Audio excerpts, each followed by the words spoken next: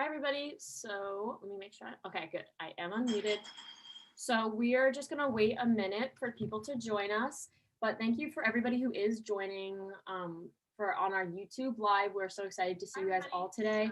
I hope we get as many first year students and even some like accepted seniors, some juniors to just like talk about orientation. And we also have, I mean, all of us have been through our first year of college, and Kaylee is an RA here on campus. So we have a lot of perspectives. So any questions you have about your freshman experience, and Chris is here to talk about orientation as well.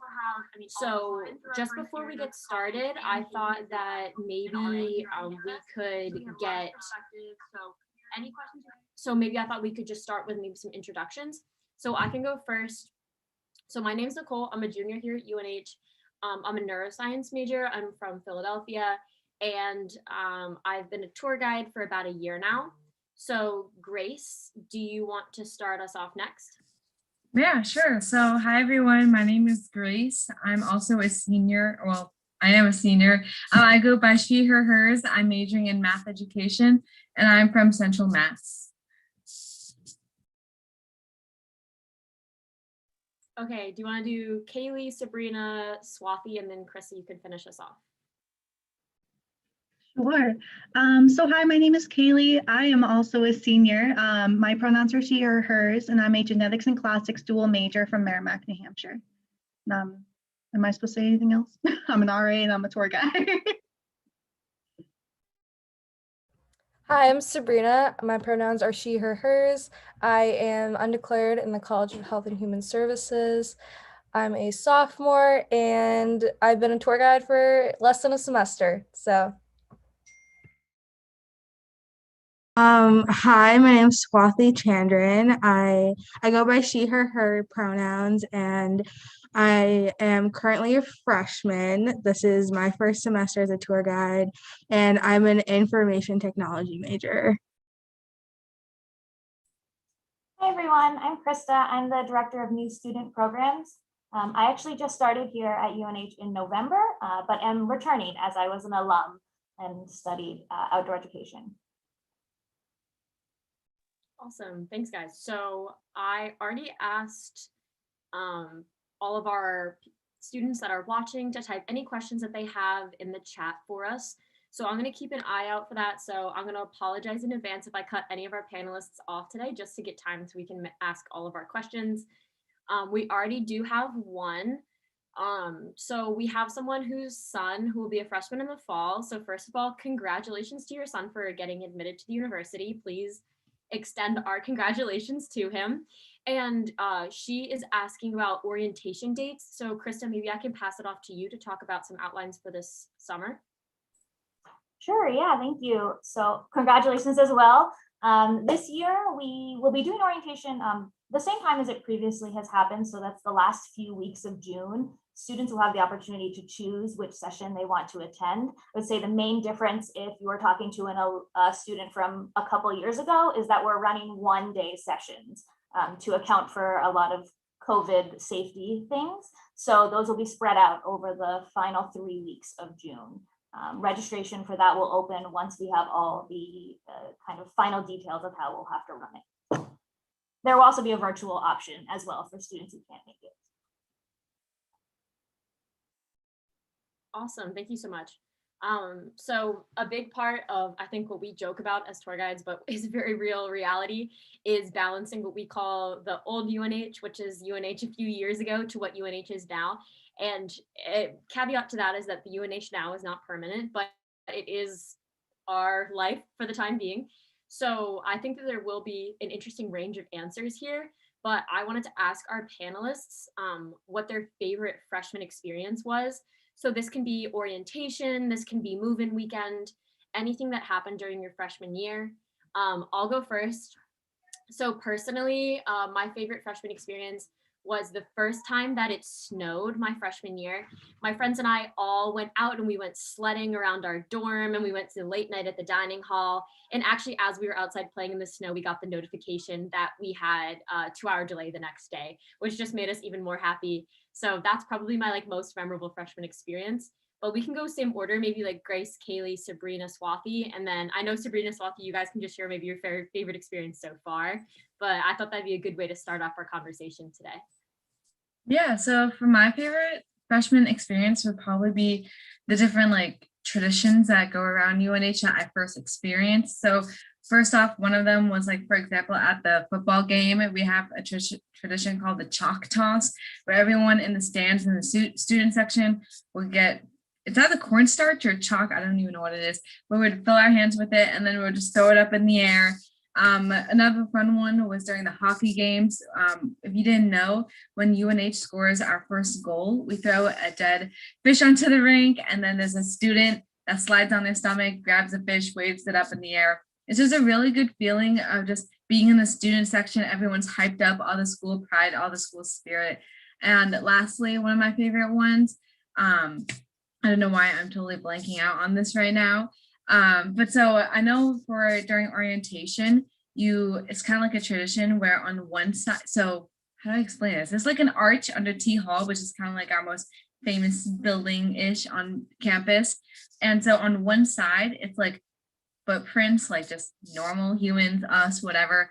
We walk underneath the archway and you high President Dean, you high five Wildy Cat, our mascots, everyone. Then when you go out on the other side, the footprints kind of change into paw prints, and it's kind of like a initiation to be like finally to be a wildcat. So that's something else that I really liked about it.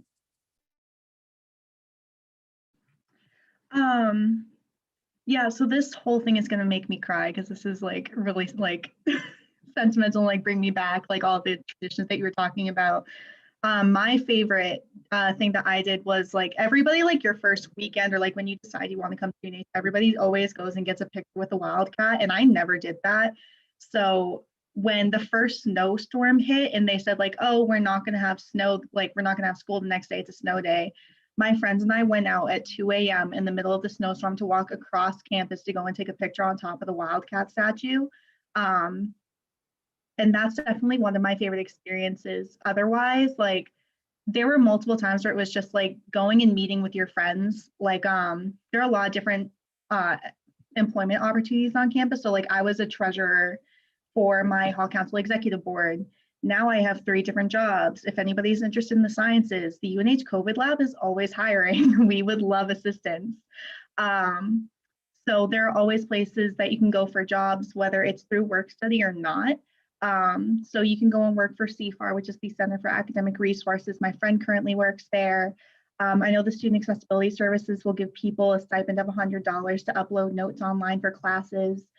People work in the game room. I used to go and visit my friend in the game room all the time. She'd be working the front desk and she would either be doing homework or obviously she'd be working, but she would really just be like checking people in and giving people stuff. So that's just another thing to mention. There are always a ton of jobs here on campus and there's a ton of stuff, like different stuff for you to do, whether it's work study or you're working for money. So I probably should clarify that I am actually, like, this is my first year in college. I'm just a sophomore, like credit wise. So that's why I introduced myself as a sophomore. So I did come into UNH during COVID. But when I came in, so first years move in a couple days before everybody else moves on campus, which I really like about UNH. And those days were like the best days ever because everybody was in the same boat. I remember all throughout senior year, everybody was like, oh, everybody's in the same boat. Like everybody has to not be in school right now. Like this is just your reality.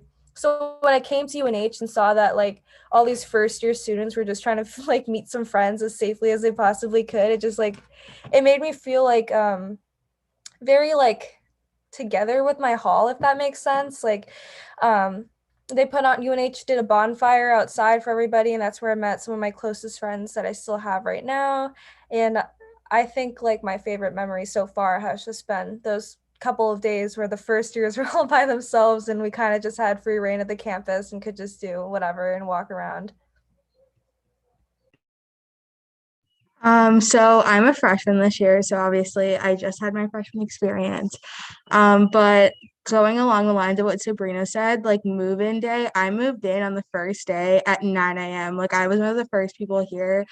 And doing that was honestly like one of my favorite things because I got to like knock on random people's doors, and those people, like random people who've like doors I've knocked on, are like some of my best friends now. And like obviously with COVID, like we don't have as many traditions and things, but like the RAs and everyone try to make you feel as included as possible. And um one of my favorite memories is actually I moved in on Tuesday, and then on Thursday night, me and this whole like group of people just went to D-Hop at like 1:30 in the morning and just ate pizza in the middle of the street on B lot. And it was just one of those experiences that you don't think is gonna be such a big part of your like memories in college, but it's honestly like such little things that I'm so glad I got to do this year.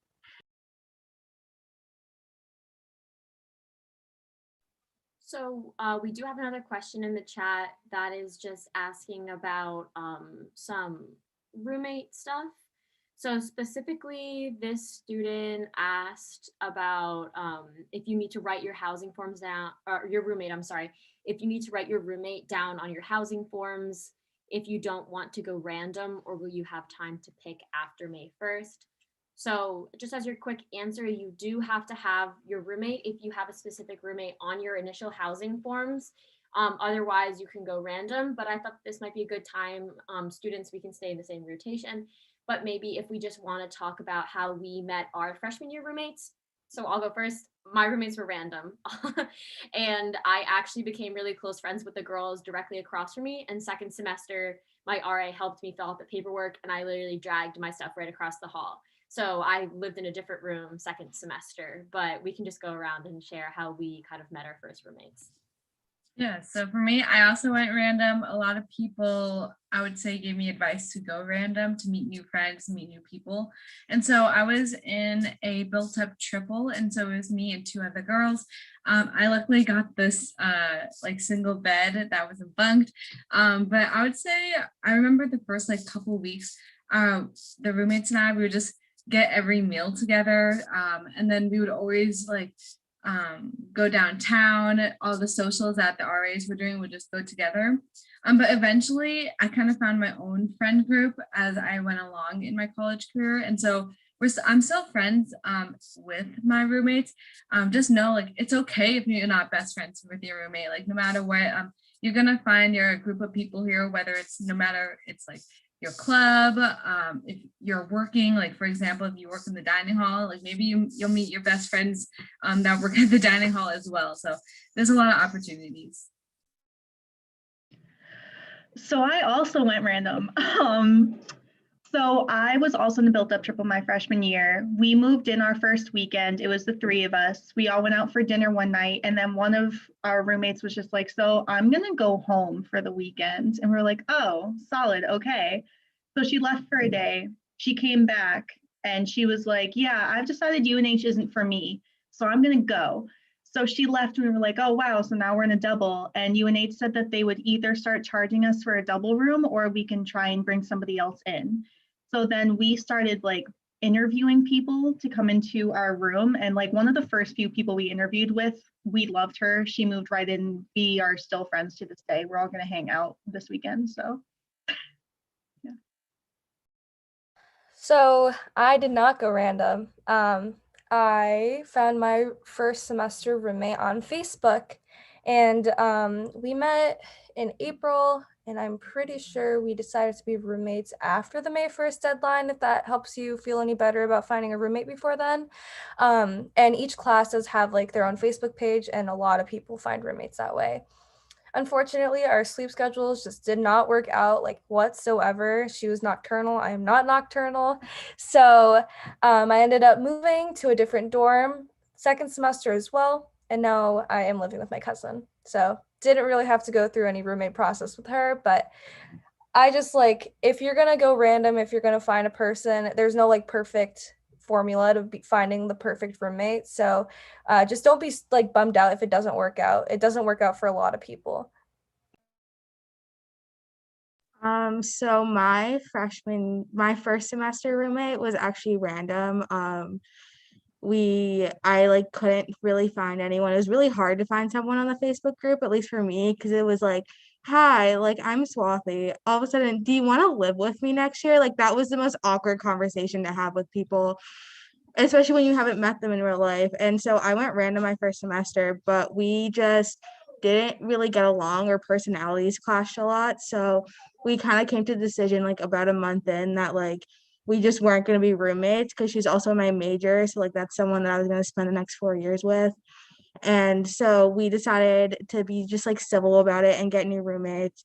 And then so my second semester roommate, I actually met in a Snapchat group chat from like in the middle of quarantine. And then she ended up getting very sick towards during break. So she ended up coming this semester. So I currently live in what I call a dingle. I live in a double room alone. And because of COVID, UNH doesn't charge me for a double room. They only charge me half of what a double room is, which is really nice because having 2 beds and 2 closets is very, very nice.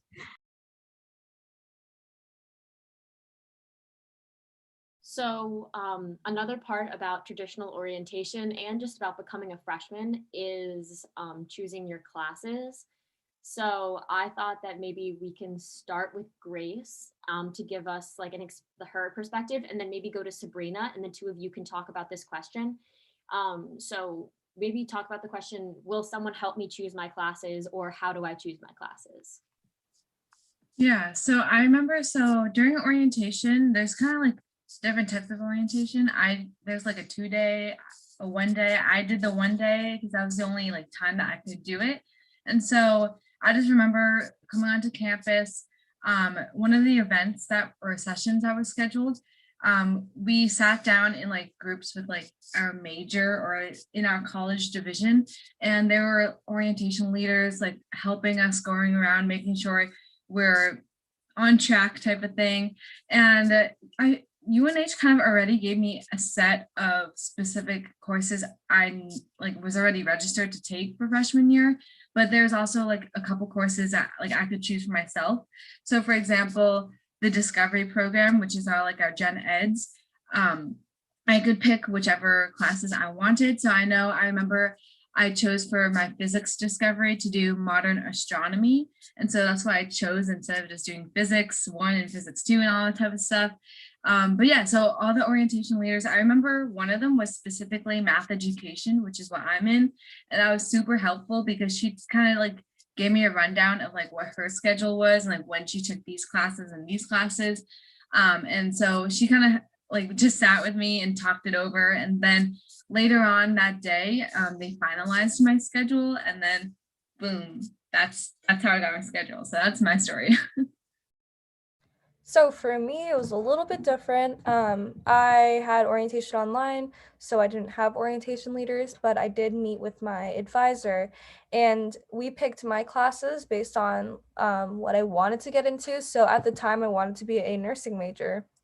And turns out I don't want to be a nursing major anymore. But at the time, he worked with me so I could get all of my classes. So he ended up picking my core classes for me. So anatomy and physiology. Last semester was such a blur. Your core classes, just whatever I took last semester, he picked for me. So I like didn't have to stress about like getting them like on time and beating upperclassmen to getting these classes. So, but for my discoveries, like Grace said, like they're your gen eds, I picked biotechnology and society, and I wanted to do that because I was really into genetics and all that. And I just talked to my advisor, and he said that like that's like a great choice, and he just filled that out for me. So first semester, at least for me in the College of Health and Human Services, like I didn't have to do my own registration. I don't know if that was because it was online, but I didn't have to do any of that. So the only time I really had to pick my classes was second semester this year. Awesome. Thank you, guys. So I'm going to throw it back to Krista really quickly so she can just talk again about some of the plans for this year, because I know we've had people sign on since the beginning. So Krista, I'm sorry to make you repeat yourself, but maybe just talk about like dates for this upcoming orientation, and maybe just like some of the activities that are going to happen as well.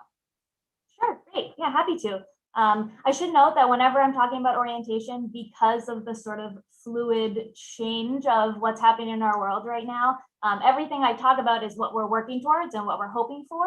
And once we have the final details, we will send those out to incoming students. But as I mentioned before, June orientation, we are hoping to offer this year a number of in-person one-day sessions. So our hope is that those sessions will run from about 9 a.m. to about 6:30 p.m. We're really working on holding on to a lot of the traditions that you would have previously seen. So Grace earlier talked about Become the Roar, which is when you walk under that arch. Some of those things we want to keep. We're also going to try and recreate that for the virtual students, because there will be students who, for a various amount of reasons, aren't able to attend in-person orientation, and we understand that and want to offer them an experience. The dates will be, we're hoping for the dates being between June 14th and June 29th. It won't be every day between June 14th and June 29th, but we'll run 2 to 3 a week is what's likely. Once we have those exact dates, and one of those will be for transfer students, and one of those will likely be a virtual date. That's sort of the draft we're working in right now. Once we have those exact dates and the registration information, it'll be sent to students. In terms of the registration for classes, we will still retain those conversations that you get to have, learning about the discovery courses and learning about some of the classes you're already preset in, meeting with the advising folks, meeting with other people in your departments or in your colleges, but you won't physically register for your classes at orientation. That'll happen in the weeks after that, which is a little bit different from previous years, but accounts for kind of the condensed time period. Yeah, I think that's it. Thanks. So Kaylee, we have a question in the chat that I think that you are more than qualified to answer. So someone is asking, they're going to be a freshman and they're wondering if it's difficult to get into dorms like Peterson. So not to answer your question, Kaylee, but I did live in Peterson as a freshman, so it is possible. But maybe Kaylee, if you want to answer that, and then just talk about like maybe housing selection in general. Yeah, absolutely. So there is really only one dorm that a first-year student cannot get into, and that is the Mills. It is possible to get into any other building that you would like. We do have 26 other buildings besides the Mills that you can end up in. One of them, or no, not one of them, 4 of them are for first-year students only. The rest of them are all mixed grade. In all of our dorms that are mixed grade, I believe 25% of the space is reserved for first-year students. So I don't think it would be any harder to get into a specific building other than a lot of people might like it. If you really want to get into Peterson Hall, you might want to put, so like for the housing application, when you say like, yeah, I want to go to UNH, first off, love it, so happy you're going to come. But secondly, they're going to have you fill out the housing portal application, which is going to say like, hey, can you pick out your top 3 dorms and your top 3 room sizes? And so they are going to list out every dorm in front of you. UNH does a really good job with getting you into at least one of your top 3, if not both of your top 3. So if you really do want to be in Peterson, I would put Peterson as your top one and then Holland and Handler underneath it, because they are all in the same area. They're all new buildings and they're all technically like the same style, like half traditional, half suite, if that's what you're going for. But along those lines, another question that a lot of people have, at least when I give tours, is like, oh, should I live in a first year only dorm or should I live in a mixed grade dorm? And that's really dependent on what you want. Really, the biggest difference that I see is in a first year only dorm, the hall staff works just a lot harder to get you out of your room to meet new people, because they do realize like, it's your first year, you might not know anybody here. Like obviously they don't know, you might have like your best friend living right down the hall, but like if you don't know anybody, they want to make sure that you can get out and meet new people. Whereas it's not like they're gonna not try and get you out of your rooms in the mixed grade dorms, but in those dorms you have more of an opportunity to meet people who have taken classes that you're going to take or who have gone through experiences that you're going to go through. So it really just depends on the person. I ended up in a mixed grade dorm my first year and I loved it. I wouldn't trade it for the world. But I know a lot of people would say the same thing about living in Williamson their first year, if that answers the question. Yeah, so just like a quick follow-up, someone asked, is it hard to get into Stoke? I don't think it's hard at all to get into Stoke. I've never heard of somebody having issues getting into Stoke, especially because it's one of the largest buildings on campus. I don't think you would have any issues getting in there. Yeah, I would agree. I would say that it definitely happens just because I think that there's people that get their second choice for pretty much any building.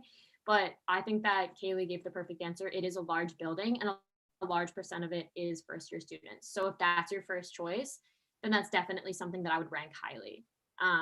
So Swathi, we have another question that I think that maybe you could talk about.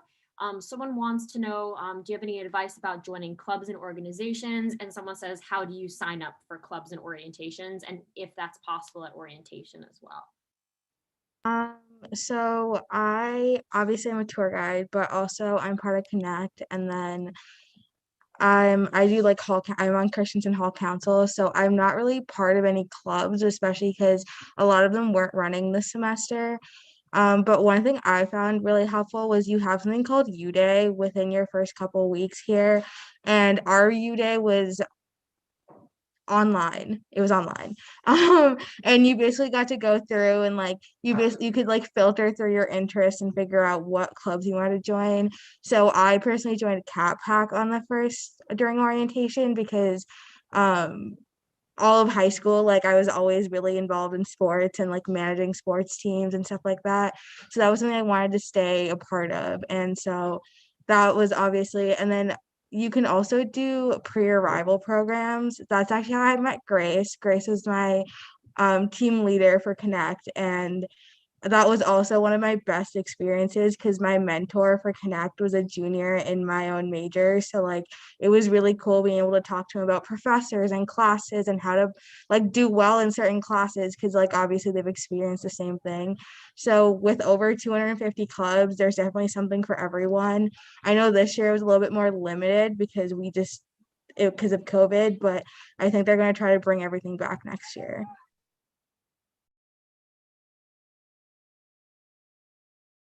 You're muted, Nicole.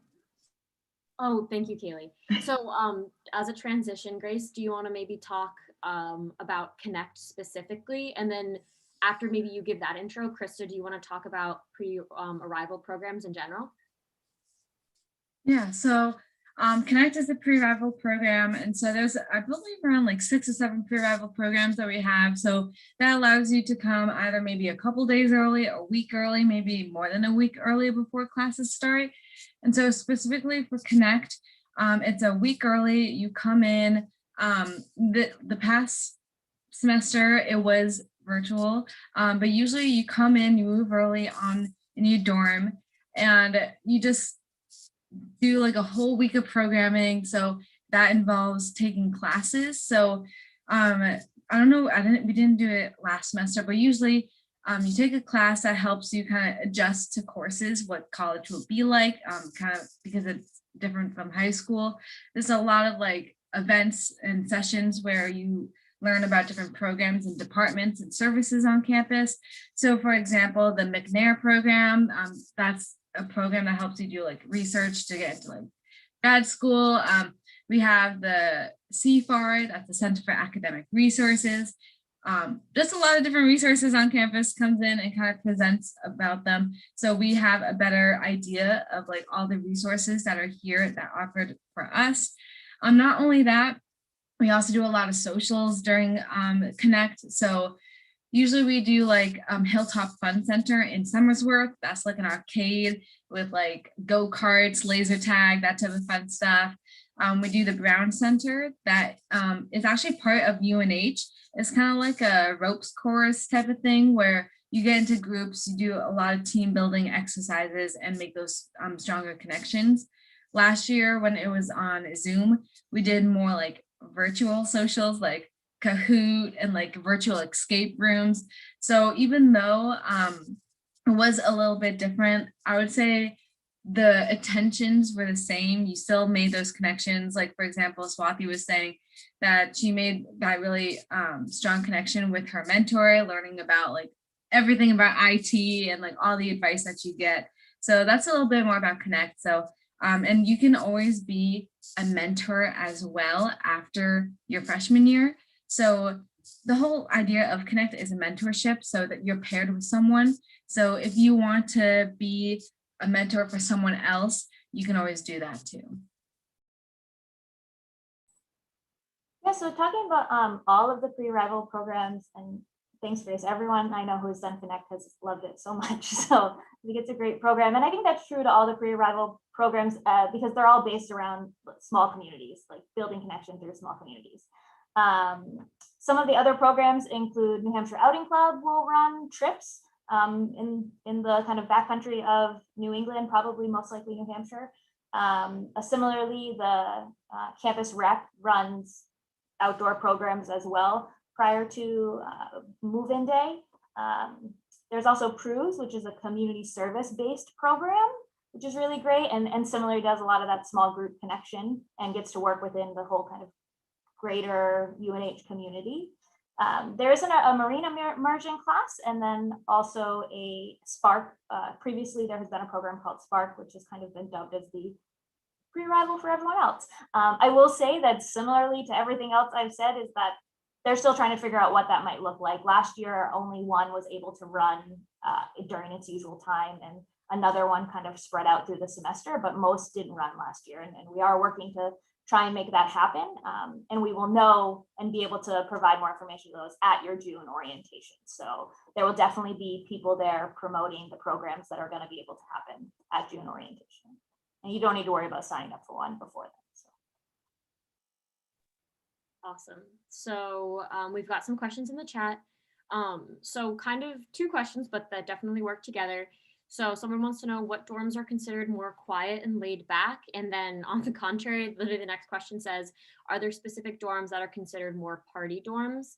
So Kaylee, do you want to talk about just in general, maybe that kind of thing? Sure. So the thing to consider with like different stigmas around dorms, stigma isn't the best word for it, but I guess reputation that dorms get is it depends on the people living in the dorm as well. And that is going to change from year to year. An example of that is like I lived in the same dorm my first and second year. My first year, I loved it. I had so many friends. We'd stay up until 6 in the morning in the lounge, just like hanging out. So I was like, I want to do that again next year. The next year came, a bunch of my friends had graduated, a ton of people had moved out of the dorm. And so it was just a completely different vibe. And that's going to be anywhere that you have on campus. So while there are absolutely some dorms that have like the reputation of being a lot more quiet or being more loud, it does change from year to year. And also just kind of changes on who you're with in the dorm. I have one of my residents here who was saying like, I really don't like being here because I feel like everybody is really loud. And then his roommate left and he was like, it was my roommate that was really loud. So for quiet dorms, like not to follow with the reputation, but like Englehart Hall, that is our chem-free dorm. We are a dry campus. There are no drugs allowed on campus. You can't drink if you're over the age, or if you're under the age of 21. That would have been backwards. But that dorm specifically is a place where we realize like if it does happen, we don't want to bring anything back here. This is going to be a safe space for that. There are definitely some louder dorms like Williamson and Christensen. It's the two large halls, which absolutely contributes. There are like over 500 kids there. So it is going to be a little bit more loud because there are more people. But the great thing is like if like with the party question, the typical is UNH a party school, like we're called a party school because our staff, our police forces, we know when to go and break it up. We know when it's being reported, and because we do break them up, we do have to report it. And those numbers are what makes us a party dorm. That doesn't mean it happens all the time. It just means that we report it and we bust it when we need to. But if you want to go party, you absolutely can. The school is big enough where you can find one, but it's also small enough where if you want to avoid it, you can easily do so. And that's kind of the party question. That was great, thank you. So Sabrina, somebody asks, can freshmen bring cars to their dorm? And if not, what can they use for transportation? Yeah, so unfortunately, first years are not allowed to have cars on campus.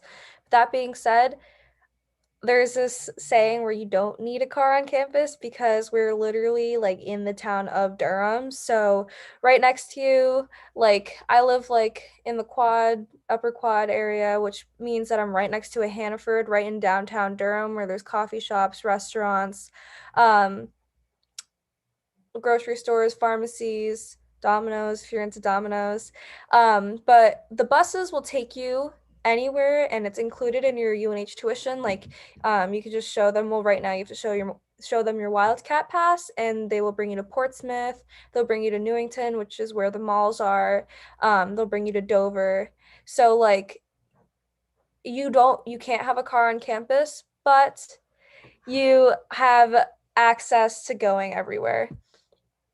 Oh, we also have an Amtrak system on campus as well. So like if you want to go to Boston, you can do that. And I know like especially like without I mean there's no concerts going on right now, but concert seasons, anybody can go to Boston and not pay for parking. Like that's awesome. It's super cheap getting on the Amtrak system. Or if you live like in the Boston area and your parents don't want to like drive up to New Hampshire, just take the Amtrak train like right down. They don't have to do that. So that is the long answer, but no, you cannot have a car on campus, but there are so many other ways to leave. So something that Sabrina did mention while she was talking and giving her amazing answer about transportation here on campus is she did mention our Wildcat passes. So Swathi, do you want to maybe just talk about what the Wildcat Pass is and just in general, like our testing protocols here on campus? Yeah, I can definitely talk about that. So you get tested twice a week. You've designated testing days based on your schedule, based on what college division you're in. And then athletes have their own testing days that are separate because of games and stuff. And so basically you get tested twice a week. You do your own self-test. And so your Wildcat Pass is basically to tell everyone that you're negative and that you're testing on time. So if you miss a test, you have 24 hours to turn in your test for that day. And if you miss it, your Wildcat Pass basically goes invalid. And that basically means that you aren't going to be able to go into dining halls, the gym. You can't get into, you can't get on the bus.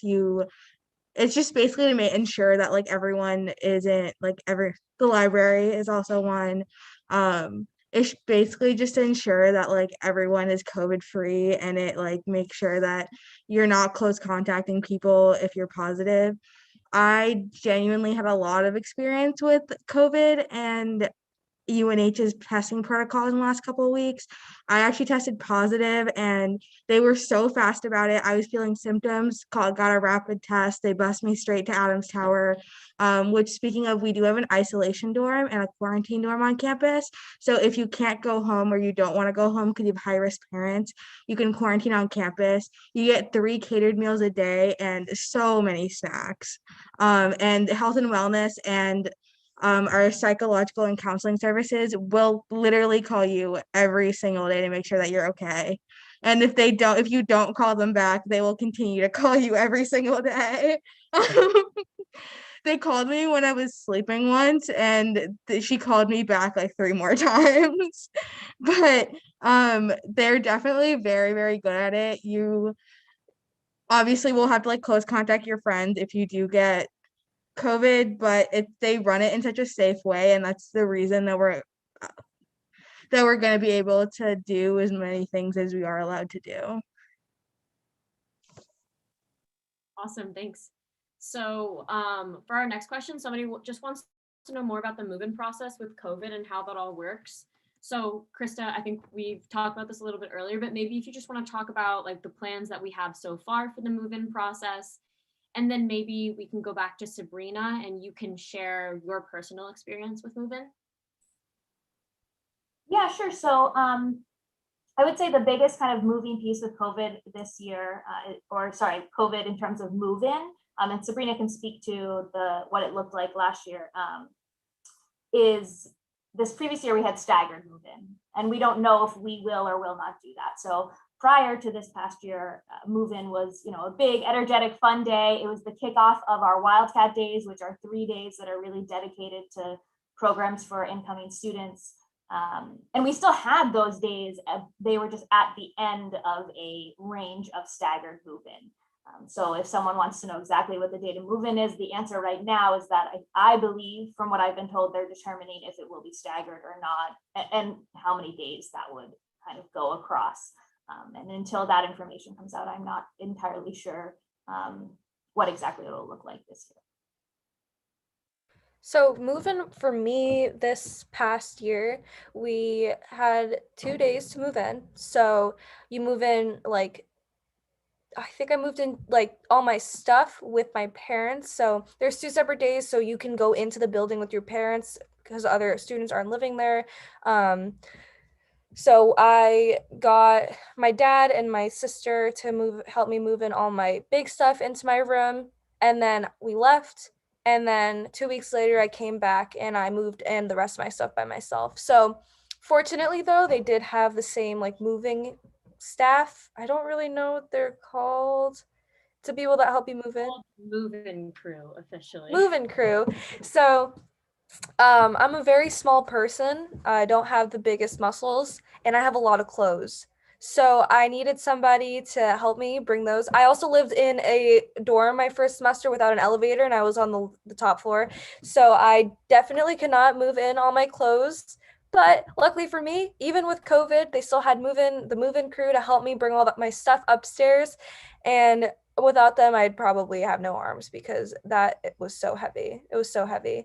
But yeah, I moved in like Swathi did. I moved in like the first day at like 10 a.m. So I could have as much time as I needed to move in all my stuff without there being events like kind of like clashing with that. And I really like that because it kind of like gave me a sense of like peace, even though I was like struggling to move all my stuff in.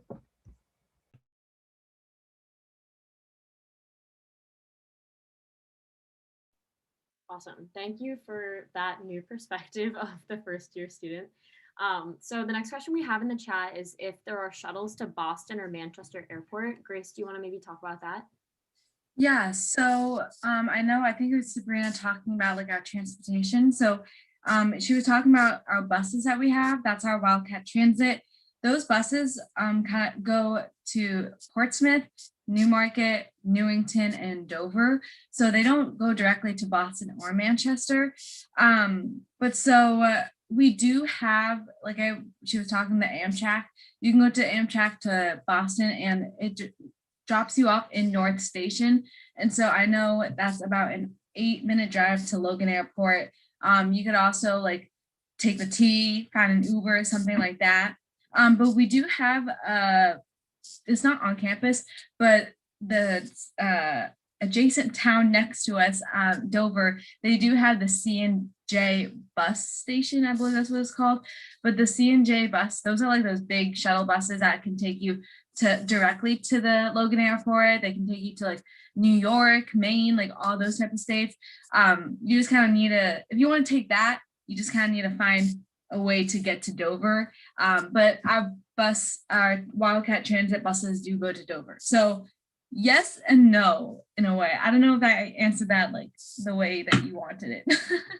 I'm also pretty sure that those same buses will, so Manchester and Londonderry are neighboring towns, and there's a Londonderry station that will actually take you to the seacoast as well. So if that's something that you need, if you're flying out of Manchester, like that's definitely an option as well.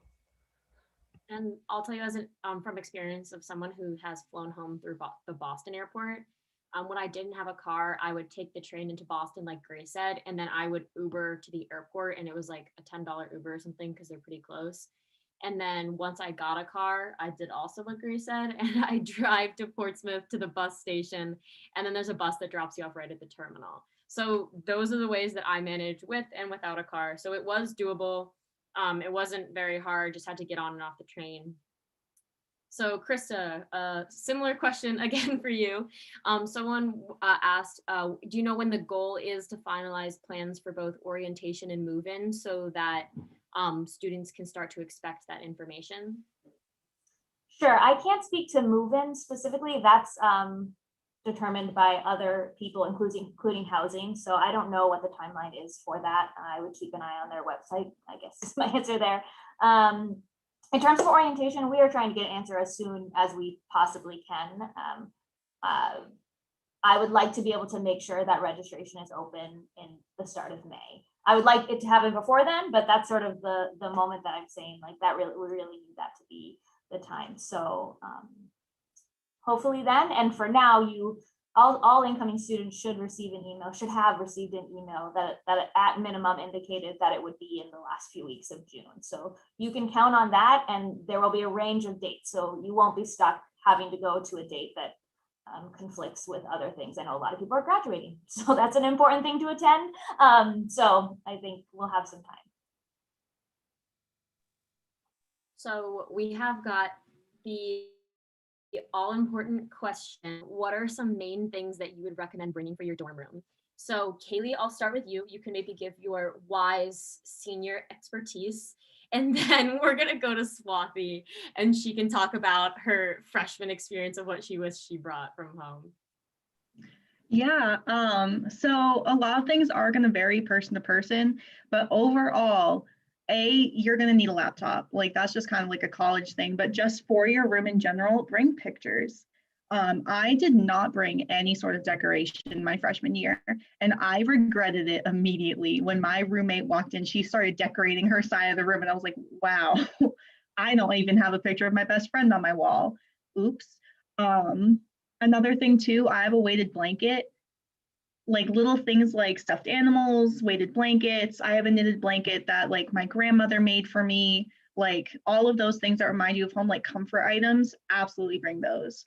Aside from comfort items, one thing that I also didn't bring my freshman year because I was so unprepared. I was taking an introductory to Greek class, and so I had to learn the Greek alphabet, and I needed to listen to it, and I didn't remember headphones. Remember your headphones. Those would be good. Other than that, I don't know, have extra, yes, remember your shower shoes. Please wear shower shoes. It is not like, there are so many people using their showers. You don't know what they do in the shower. Wear your shower shoes. So yeah, pictures from home, comfort items, any like self-care things that you feel like you might need if you wear makeup.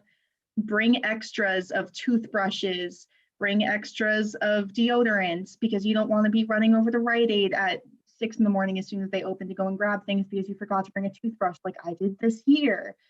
You gotta remember the important stuff. That's my story. Don't do what I do. Okay, Swathi, what did you move in with this year that you had to run out to the store and buy because you completely forgot it? It's not that I forgot it. I only brought one toothbrush at the beginning of the semester, and the third day of the semester, I dropped it on the floor of my communal bathroom, and I cried over this toothbrush because I had to get to class in 15 minutes across campus, and I just wanted to brush my teeth, but now I couldn't because my toothbrush is dropped on the floor. Also, highly recommend getting a toothbrush cover of some sort, even if it's just a Ziploc baggie, because that way, if it falls on the floor, you can still somehow salvage it. Something else was having a freezer to my fridge.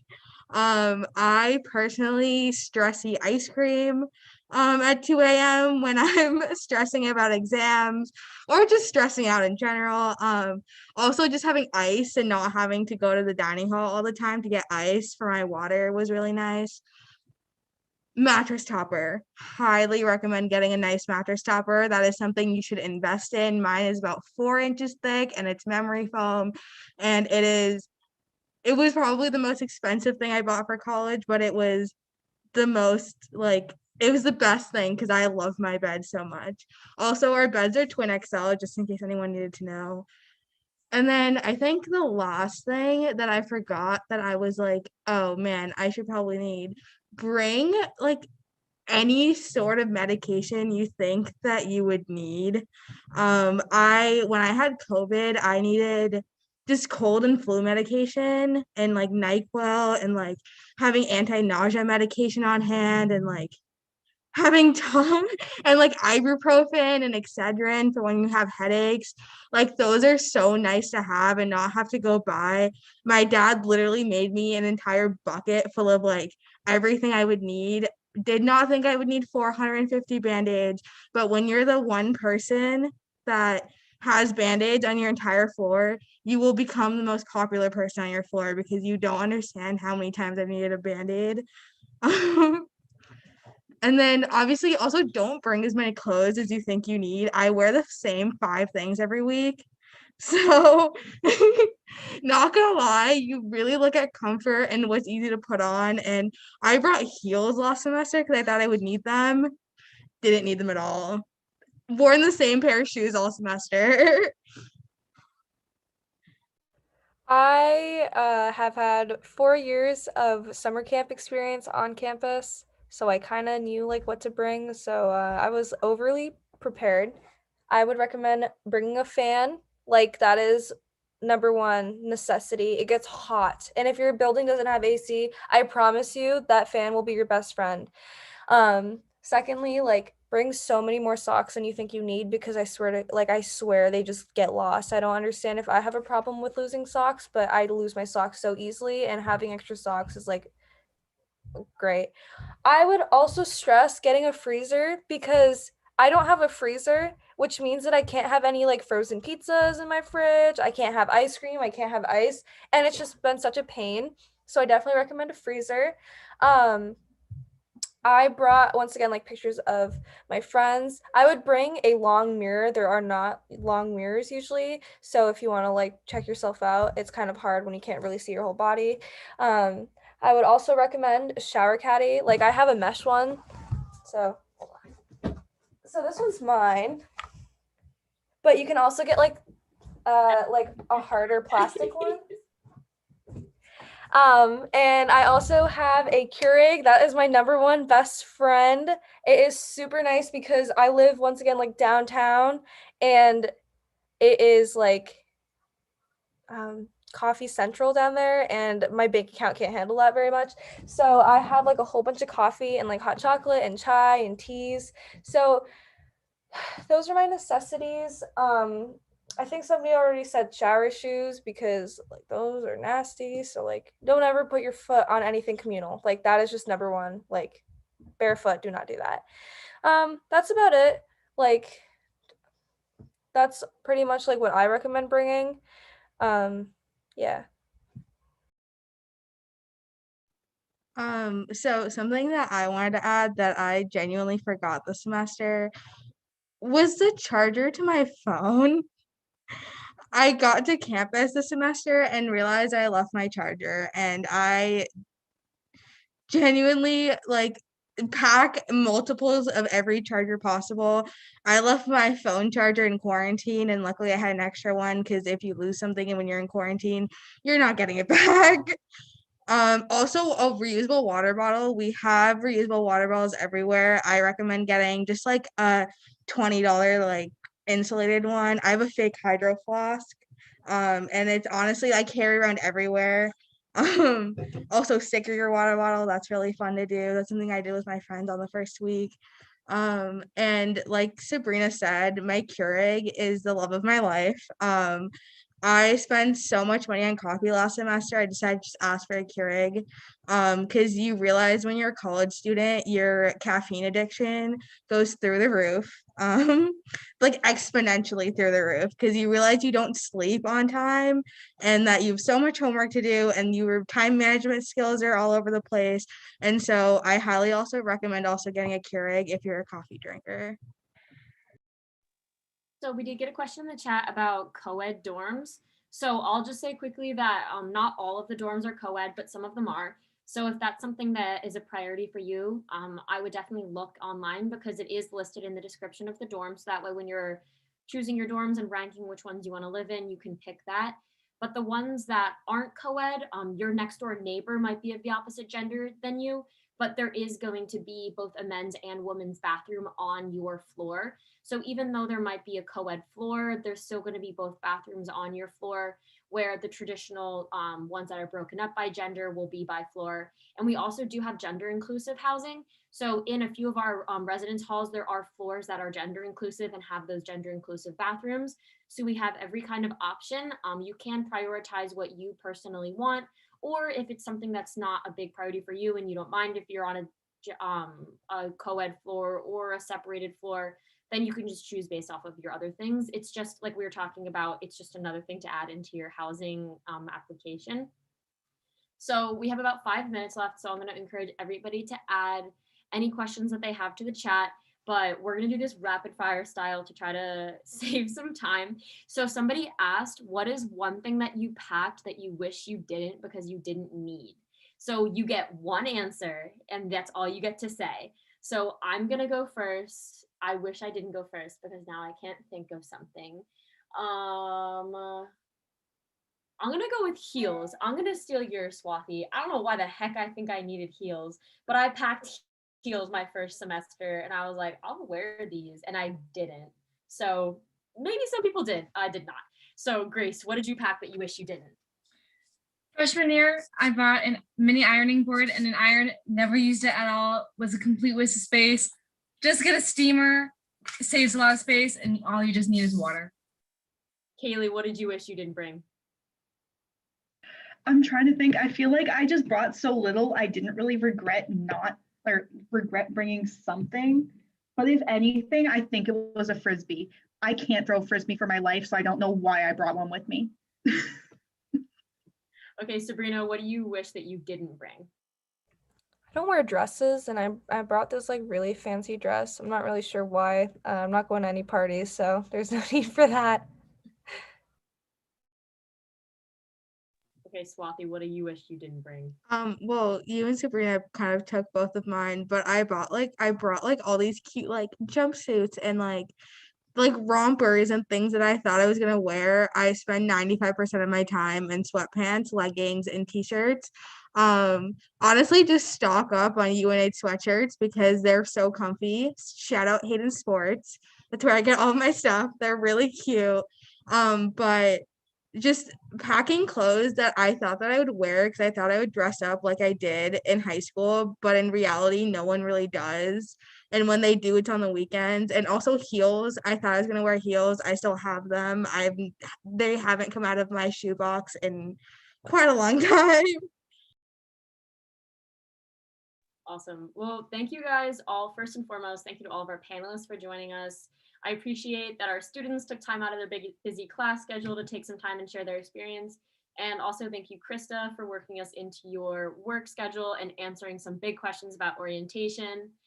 We put a link in the chat for you to ask any questions to admissions counselors. And I think all of us tour guides will tell you, reach out to your admissions counselor, reach out to your admissions counselor. They have all of the answers, and they also have the amazing ability to direct you to someone else if they don't have those answers. So they are really the best people to ask all of your questions up. Also, we'd encourage you to subscribe to our channel so you get notified about our future Q&As. We do them once a week, and we also do live tours around campus on this channel. So it's definitely a super great place to stay involved in. But thank you everybody who signed in today. We really appreciated getting your questions, and we hope to see you on campus soon. There's Kirsta's cat joining for the end. Bye, everybody.